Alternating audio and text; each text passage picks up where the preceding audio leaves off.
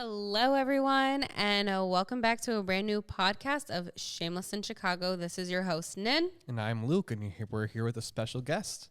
Almighty Airman, what's going on, everybody? Hello. We really enjoyed having you on the podcast last time, so we figured why not have you join us for another one. Hey, I'm happy to be back. You could say it's almost like a takeover. It's a takeover. It's an almighty takeover on the Shameless in Chicago podcast.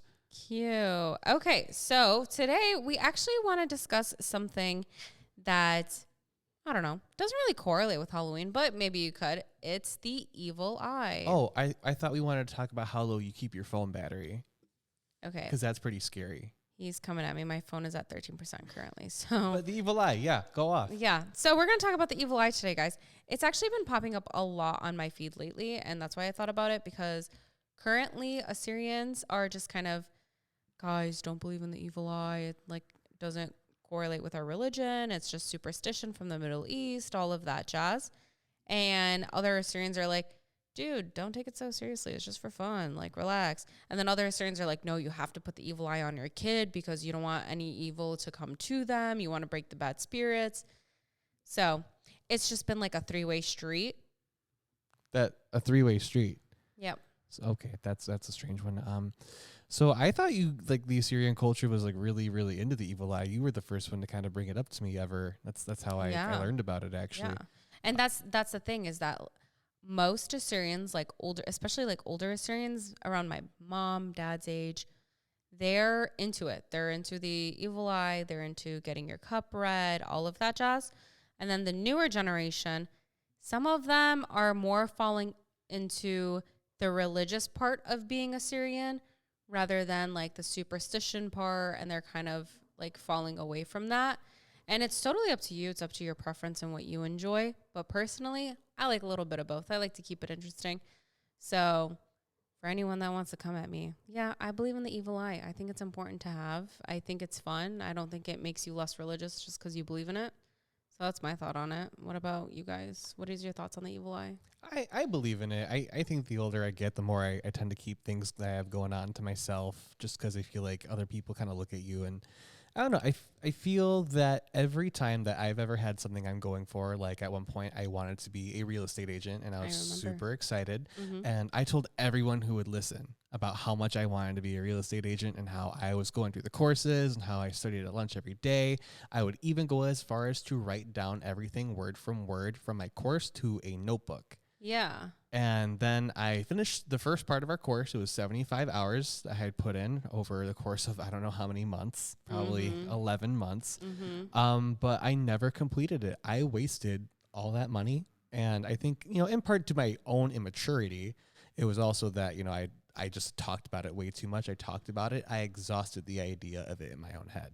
Yeah. And for those of you that don't know what the evil eye exactly is, you probably see it posted on social media. People post it in their bios. People wear it. It has different appearances, right? Some of you will see the evil eye as like the eye with like the blue circle around it, like it's a blue eye. Others will see the evil eye on a hand, which is called a hamsa. And there's really different variations, but it depends on what part of the world you're from. So from the Middle East, we have the blue eye. We typically put this evil eye on babies when they're first born, their first couple of months. We put a cross on them and we put the evil eye on them. If they're Muslim, they'll put an Allah symbol on them, and then they'll also put the evil eye. But you'll see this evil eye to break bad spirits, to get anybody's eye of jealousy broken. So that way it doesn't affect you. Those bad spirits, those ill intentions don't affect you. So when somebody's wearing an evil eye, they're just kind of wearing it as kind of a protective shield to keep the bad spirits away from them. It's almost like a hall pass. It's like your bodyguard is what I think of it as. It's your bodyguard. It's your big floating eyeball of a bodyguard. That's a great vision. Yeah, and even when Assyrians get new cars, we break eggs on it because the egg represents an eye. And so like we say, "Aynakh baqiya," which means like, may your eye pop for whoever like evil eyes my car. So we break an egg on it, or you drive over the eggs. I would really hate for the universe to take that the wrong way and have someone's actual eye pop out of their heads the moment you roll over that egg. Well, then don't have jealousy on my car. I remember, when I bought my car, didn't I run over the egg? Yeah, you drove over them? Yeah, I remember that. That was funny. Yeah, they're just a lot of fun. And it's honestly, it's up to you if you believe in it or not. So, Luke, when did you get first introduced to the evil eye, the belief of it, and why is it that you've gotten older, you've believed in it more? Well, the first time I was introduced to the evil eye, I was actually, I think, 18 years old. I had just gotten my first tattoo. It was an Egyptian eye of Horus. Oh, yeah. And you saw it, and you said you liked it because it reminded you of the evil eye. And I said, but there's nothing evil about this eye. What do you mean? And you explained it to me. I was like, oh, this is actually a cool concept. It's almost kind of like putting in something to the universe, and everyone gets to judge you on it, and the universe will put it back to you however everyone chewed it up. And then I noticed, like, I would talk about how I wanted a new car for years, and then I never got one. And the further and further I talked about wanting a new car, my car broke down more and more. Oh, wow. So I just kind of learned it's everything you say, you should be careful about saying because the universe is listening. Yeah. Yeah, exactly. It knows what you want, and it will use it for character development. Everything is used for character development. Armand, how about you, being Albanian and stuff? I know your mom is from the motherland. She's from the homeland. Did she put the evil eye on you and your siblings? Not as far as I know. My parents never really got around to doing that for us or really making us aware of that superstition. But I'm going to piggyback off of Lucas. So I'm kind of the same way. I've been the same way as of recently. I want to not tell anybody about my endeavors and what I'm up to. Like, it took me a while to talk about the studio with my friends and like family. I don't want to be the one to be like, oh, hey, I'm doing this so early on, because in the past I've done things where I've said, hey, I'm doing this. So I had a thing called AZ Recordings that I was working on, and it was supposed to be my own like recording studio. Yeah. And it didn't really work out because I kept telling everybody about it. I made a website way too early on. So later on in life, around the time I met you and when we started dating, and then I learned about the evil eye, that's when I was like, oh, maybe I went in too early on this, and maybe like, the evil eye kind of caught up to me on that. Well, that's what happened. Damn you, mal de ojo. Mal de ojo. Yeah, that's how it's in Spanish. Mal de ojo. Yeah, the bad eye. So you guys are both talking, and I'm wondering, am I the reason why you guys don't tell people things right away? Like, did I like kind of put that in your heads? Like, don't tell people right away? No, I mean that I wouldn't say no, you're not the reason. But okay, good. I would definitely say like I would agree with Lucas on that. Not the reason, but you're a good chunk of it. Oh, it's just, okay. There's just the more you kind of see it after it's been introduced to you, the more you're saying, okay, I kind of believe it. I actually told a coworker of mine about the studio, and her first response was to laugh. Oh my god. Her instant response was to Ridiculous. laugh. And so I said, I said it too early. I should have had a client list before I spoke about it. No, that's seriously how I feel. And especially with the studio, with this podcast, I just posted this podcast on my story, even after we have like 3-4 episodes. But we have to promote ourselves, and that's the thing. Exactly. You have to tell people that you're out there. But the thing is, with this evil eye, we're almost kind of, it's a catch-22. It's like, I want people to know about it, but I don't want people to evil eye me and for it to fail, or for me to fail and to no longer perform. And so, but then I also believe like, okay, God's going to help me out. He's going to get me through this. We're going to be successful, like God willing. And so push the evil eye to the side, because of course the higher power is God. So that's what I keep telling myself, but also not telling people until I'm successful. Yeah. I want to have like a whole bunch of like things I can say, oh, we did this with this guy, or we are working with this big name artist, or these people came to record this viral video over here. Right. But how are we going to be successful and get those people if we don't promote ourselves? Exactly. Yeah, it's a catch-22. Even if you're doing promotion as like a starting podcast, like what are we at? 4 episodes? Yeah, about to be 5 episodes. Yeah. Like, Damn. it's still important to promote these even early on. If you're like a brand new podcast, then if you're like, oh, hey, I'm like 10, 11 episodes in, or whatever, it's still important that you promote that. Even your first episode is so important, because you're just putting yourself out there. Right. And where I think the evil eye almost gets toxic is when it hinders you. Hinders your growth. Hinders your growth, exactly. And right now I feel like maybe it's personally, I'm only going to speak for myself, but it's kind of hindering my growth because I'm afraid to tell people because I'm afraid of what they think. Yes. No, I don't care what people think. But isn't that what the evil eye is? No, it's their think. intentions. It's their intentions. Maybe their it's jealousy. Yeah. Yeah, exactly. 99% of the time it's jealousy. Yeah. I see. And the thing is, the evil eye always comes at you because you don't know where it's coming from, right? You don't know who it is. It could be your best friend for all you know. Or it could be some random person on Instagram that follows you that is so insignificant to you. I love a good hate follower. Right. Yep. But then they're just jealous and they give you the evil eye and then your business fails. So before we move on from the evil eye, do you guys have any more comments about it? No, I don't really have any comments on it. Just make sure you focus on your own stuff, get whatever you need to get before you start talking about it. Yeah. Yeah. Exactly. I mean, if you got a job coming up, a job interview, don't tell people till you got that badge, Right. Succeed in silence. Exactly. There you go. Exactly. I 100% agree with you guys. Don't tell people so early on. Like that job interview example. You're not going to tell your friends or whoever, like, yo, I'm about to leave this place. I got a job interview. You have to tell them you got the job. Yeah. Can you imagine if you're like, oh, I'm about to get this new car, I'm about to get a Ferrari, and you spend all day at the dealership and you find out that your interest rate's going to be 18.3% and you're not going to buy the car? You're going to walk out with your 2002 Toyota, whatever, back to your friends and they're all going to laugh at you. Yeah, exactly. 100%. In the wise words of Little Wayne. Little Wayne. Real G's move in silence like lasagna. Period. Exactly. All right. Oh. Oh, wow. So next topic of discussion I had for you guys is what is some advice you would give to your younger self? Whether the people listening are younger than us or maybe even older than us, we might have some advice that you might be interested in. I definitely tell myself to slow down a little bit. I think I was in a real rush to grow up. Yeah. Yeah. I mean, I always just thought I was more mature. I would never listen to my mother. Now I'm like, I look back at myself and I'm like, it's like, oh, I'm totally the Disney princess, the 16-year-old who says, I'm old enough. I can go marry this prince. I am an adult. No. Oh. You should have been locked in the tower, guarded by the dragon, and the knights should definitely have locked up the door with everything they had. Yeah.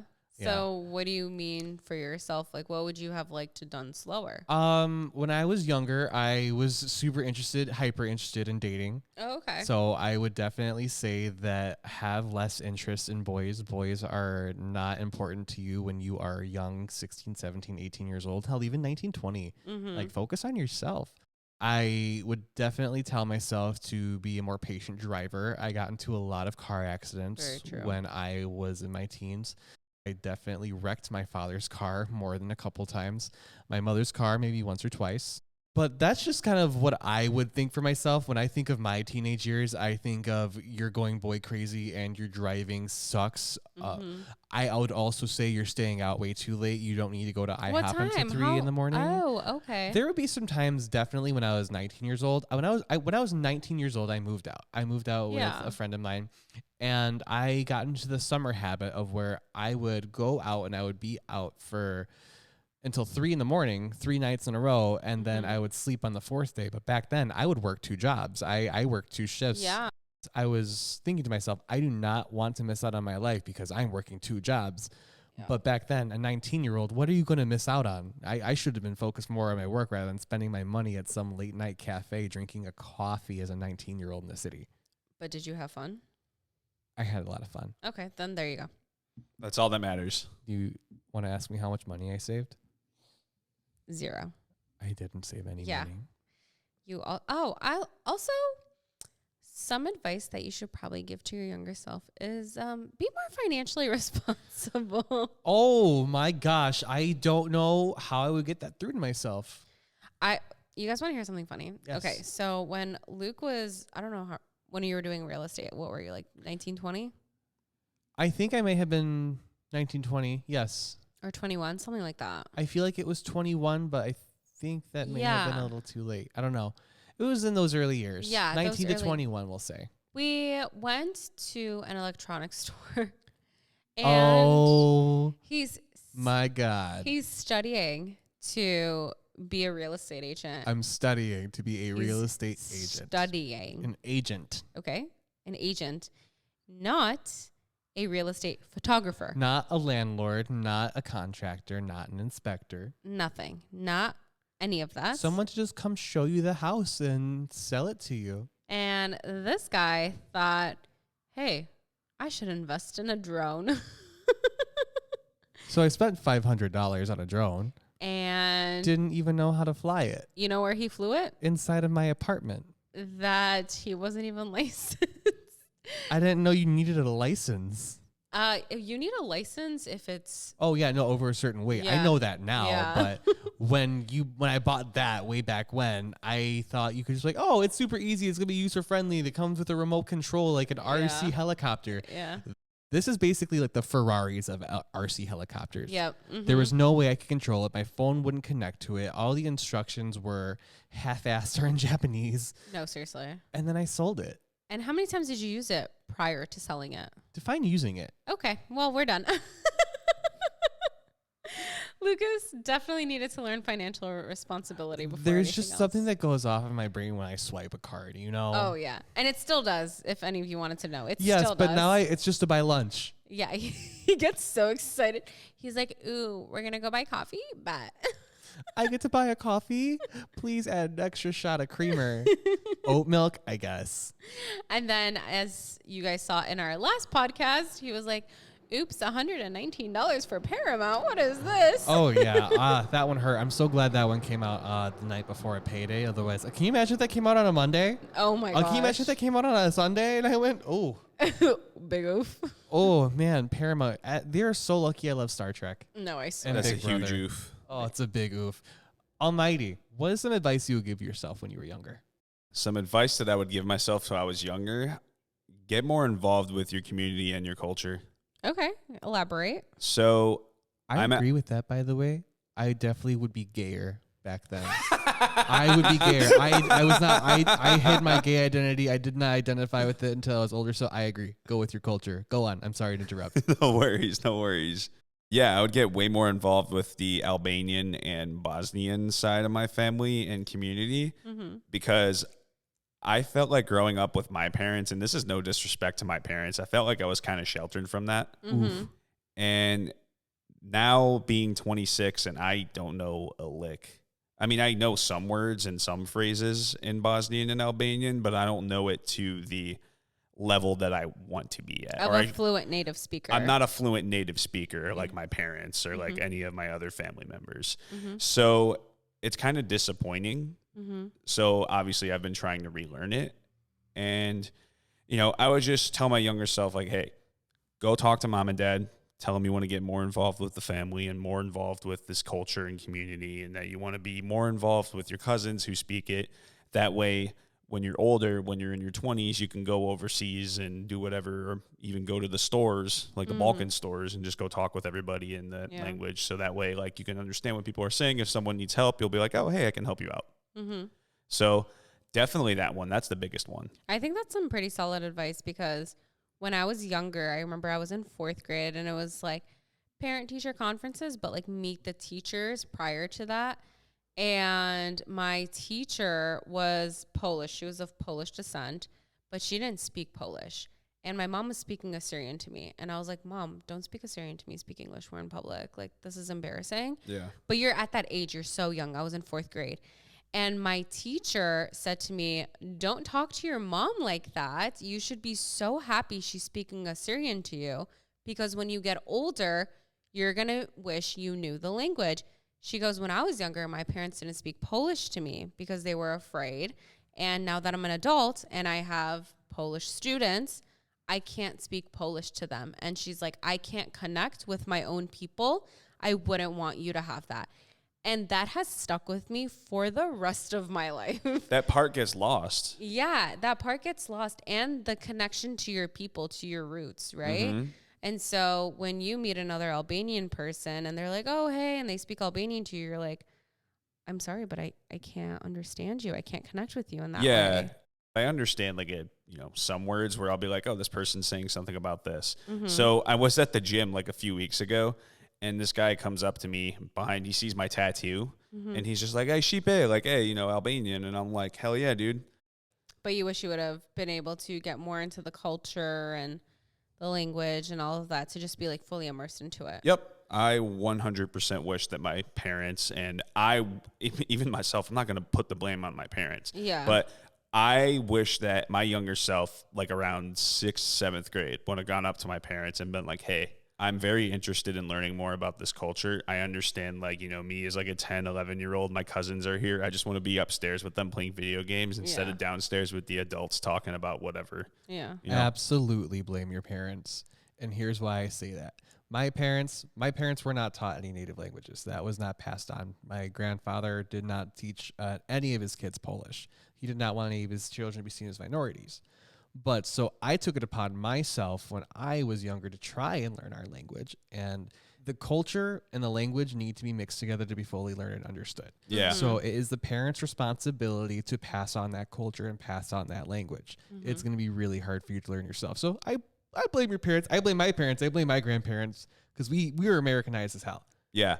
So what sucks is me and my sisters don't speak any Albanian or Bosnian. My mom obviously speaks it because she grew up in former Yugoslavia. She lived in Bosnia and then down to Macedonia. And then my dad, he was born out there in Albania and then came to Chicago. But my grandpa is from like Albania, Kosovo.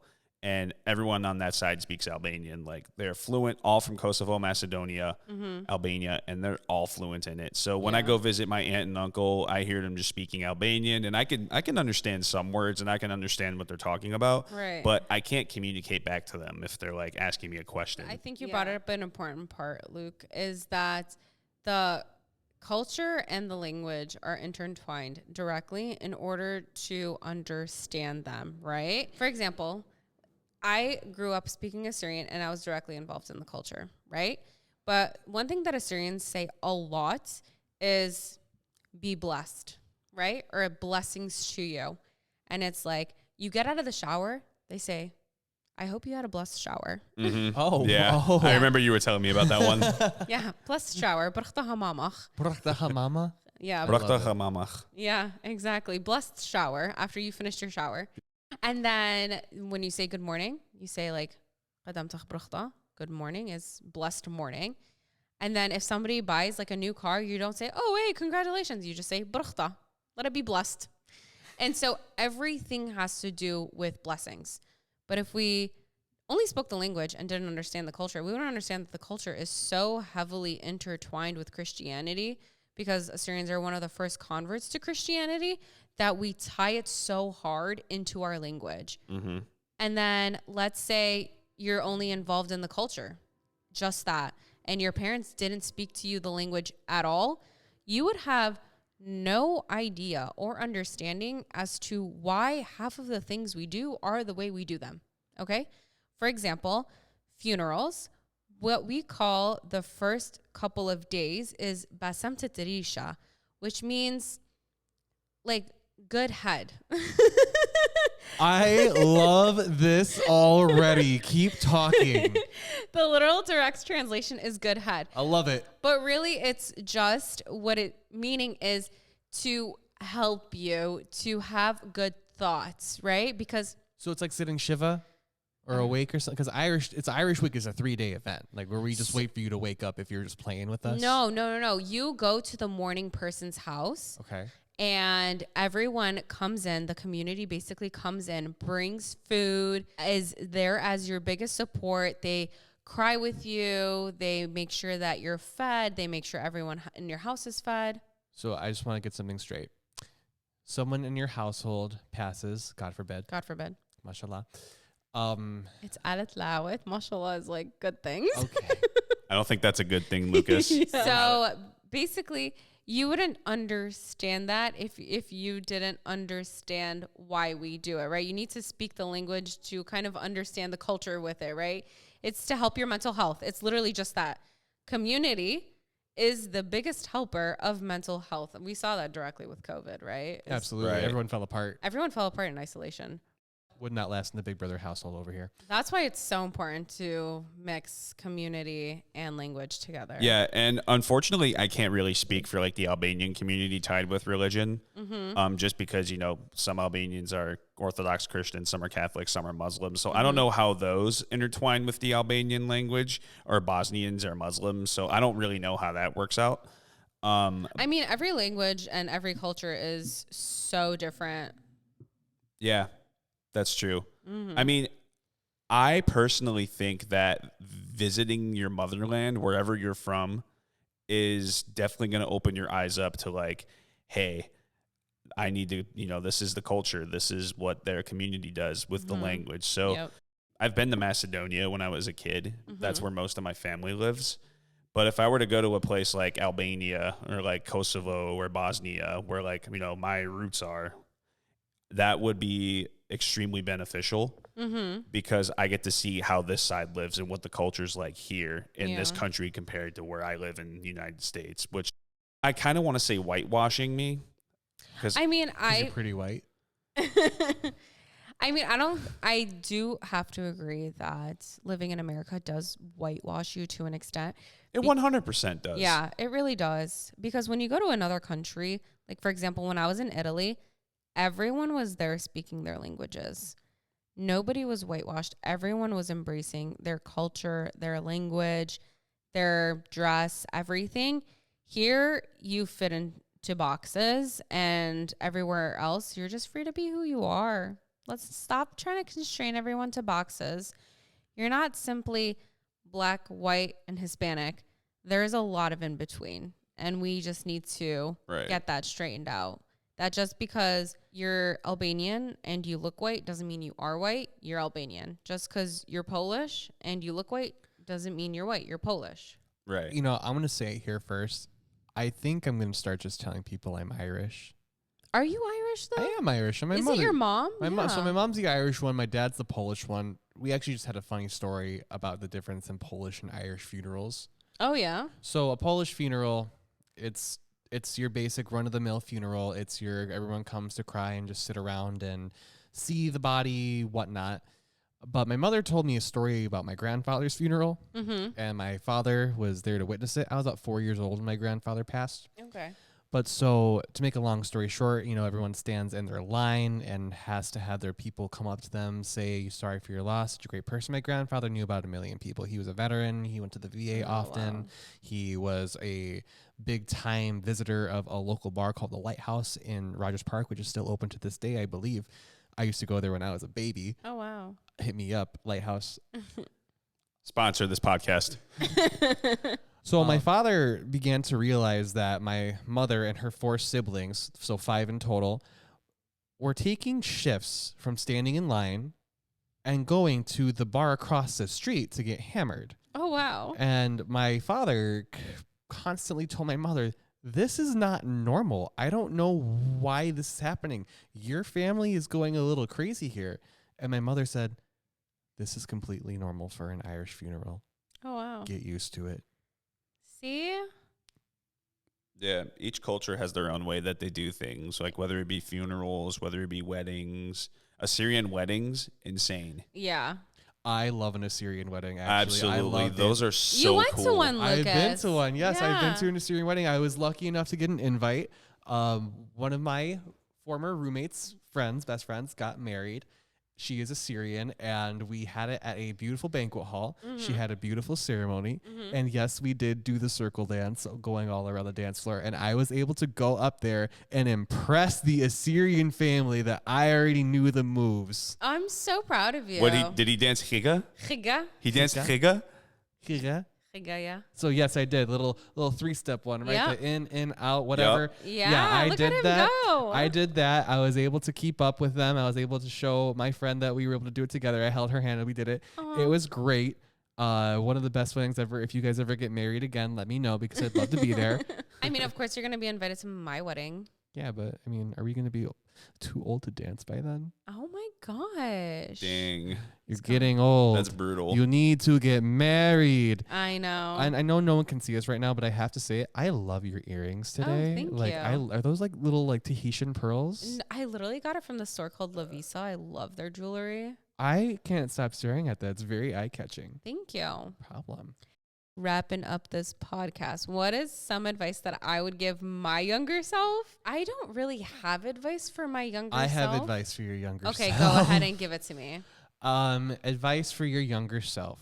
Talk to people in the field you want to be in to ensure you want to do what you want to do. Oh, Prepare yourself Dang. for your own Oh. future, you know? oh. Because He came for me real quick. and you know what? That's not even coming from you because everyone has that moment. Everyone No, would love yeah. to go back and say, hey, make sure you, but you know, Yeah. you're an important example. You were nowhere near the field that you were studying for. We're in entertainment right now. You were Yeah. into psychology, I know. Absolutely. which in itself is a feat because holy crap. I would agree with psychology. that 100% because like with marketing, I wish I went to school for kinesiology instead or like anything with like relating to fitness. But I think that would be some great advice. I think America should just adapt that completely. Like, don't graduate 18 and go straight into college. Have a year where students can apply and just go and check out different roles for a week. A week in the life of a marketer. What does that job look like? A week in the life of a therapist. What does that look like? A week in the life of a doctor. What does that look like? We need to see what these look like because the job that I was able to attain at 18 years old was working at a hair salon because I wanted to be a cosmetologist. When I straight graduated out of high school, I wanted to go to cosmetology school. I did not want to go to college. When I graduated from high school, I was convincing myself that I wanted to work in a warehouse fixing refrigerators for the rest of my life because I thought it was a good steady job, which, yeah, absolutely it is. But it was not one that my body or my mindset would keep up with. Yeah, exactly. So if I could just give America that advice, that would be great. Normalize that. I feel like we need to start normalizing that year Gap off of year? like that Yeah. gap year between high school and college. Mm-hmm. Explore your options, explore what major you want to go into college. Learn about the field first for a Yeah. year. Mm-hmm. Just make sure the subject matter is exactly what you want to do because like I said, I wish I can go back in a heartbeat and do kinesiology, like anything relating to fitness or body composition. Mm-hmm. That's just me. I feel like it needs to be normalized in this country. Also, costs. Look at the costs for your student loans and tuition and how much that's going to be. I would actually disagree with you on that one. Really? Even though I'm in a lot of student loan debt, I would have to disagree with you on that one. I don't think those finances should stop you from doing what you love. Well, I mean, research what school you want to go to is what I was getting at. Right. But like, for example, psychology costed me a lot of money, but I loved psychology. I love learning psychology. To this day, I love psych. I would love to become a professor. However, being a therapist is just not something I can see myself doing for the rest of my life. It's draining. It's not that it's draining. It's that it's the paperwork. It's literally just the paperwork. If I could just sit here and talk to you, I would love that. But I have to go do paperwork afterwards. And I hate that. That's the worst part of being a therapist. I But also hate paperwork. I can't deny. Paperwork sucks. So that's the only thing that would annoy me. The advice that I would give my younger self is that you don't need college to be successful. I agree with you 100%. I agree with you. And I've had that thought ever since I was a youngin'. Yeah, you do not need to go to college to be successful. I hear so many parents after I tell them like, oh yeah, I have my master's in psych. They're like, oh my God, can you convince my kid to go to college? Can you convince them? How did your parents do it? And then they go and ask my mom, how did you get your daughter to pursue higher education? And my mom's like, she just wanted it. And that's the thing. I just wanted it.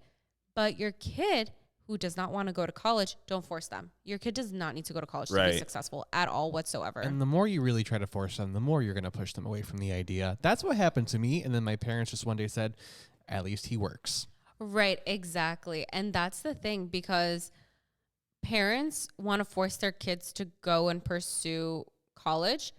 But if your kid hates college, they hate school, they're wasting their time, they're wasting their resources, they're wasting their money. Exactly. When in reality, they could go and work a retail job, save up their money, buy a place for themselves, and bam, they've already got generational wealth because they bought themselves a place. Or invest in a business and a trade, invest in themselves. Exactly. Exactly. Like there's many options you can do after high school, like besides college. You can even go to the technical trade school if you're into that kind of thing. Yeah. I would like to put a PSA. I work a lot with electricians and whatnot. And to make a long story short, if you work in a union industry for 15 years and you log a certain number of hours and say you make it to a journeyman, which is a really high-end job title, Yeah. you are minimally, I think, supposed to be paid $55 an hour. Oh, yeah. an hour for 15 years of work. And in between that, you're going to be getting paid like 35, 37, depending on the job title you do. If you hold a sign for 15 years on the side of the road, you can qualify as a flag or different class and make so much money. If you just put a little bit of investment and time into yourself and what you do rather than bounce and bounce and bounce, you're bound to get something for yourself. 100%. It's crazy how much these trade school guys make. Like welders make a ton of money and like electricians make a ton of money, and it's all dependent on your union and how long you're in there. Don't even get me started on the pipe fitters. Oh my God. Yeah, exactly. You do not need college to be successful nowadays. What college does give you is that perspective. Yeah. Knowledge. Life will give you perspective as well. Life will give you perspective. Also, having this degree gives me something to fall back on for the rest of my life. It doesn't go anywhere. So there's that. Knowledge on your subject matter as well. Like you're very knowledgeable about psych. Yeah, exactly. And it gives you respect, right? Just because you're wealthy doesn't mean you're respected. Yeah. Look at Jeff Bezos. He's a multi-billionaire. Who respects him? Just because you're a billionaire doesn't mean people respect you. But if you have a master's, a PhD, a bachelor's, all of that, people will respect you right away. Right. Like you have to go up to somebody and call them doctor and insert last name here. Bam, you're respected real quick. Hell yeah. So that's what education gives you. But if you feel like your parents are pressuring you, your family is pressuring you, and you feel like you need to go to college to be successful, you do not. I feel like a lot of parents will try to force their child to go to college because they're going to be like, you're going to thank me when you're older. Your child is older. Your child is 18 years old. They are making the decision. Right. If your child grows up, like let's say they're firstborn, right? They're kids, you didn't speak a language to them. They grow up and they say, I wish you would have spoken our native language to me. That's on you. That's a different story. But now they're 18. If they turn 21 and they still don't want to go to college, they're not going to go to you and be like, I wish you would have pushed me to go to college. Like Luke, for example, you didn't go to college. Do you regret your parents not saying, I wish you would have gone to college?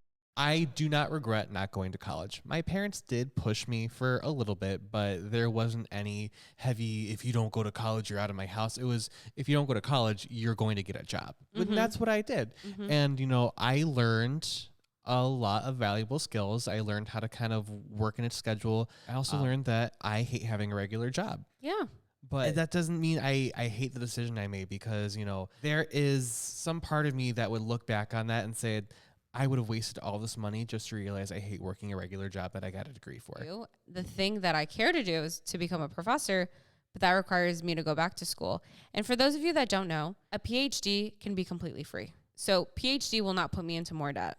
Do not be afraid to go for your PhD if that's your goal in life. Yeah, if PhD is your goal in life, go ahead and pursue it. We'll get into that topic into another episode of how PhDs are completely free. Believe in yourself. Believe in your heart.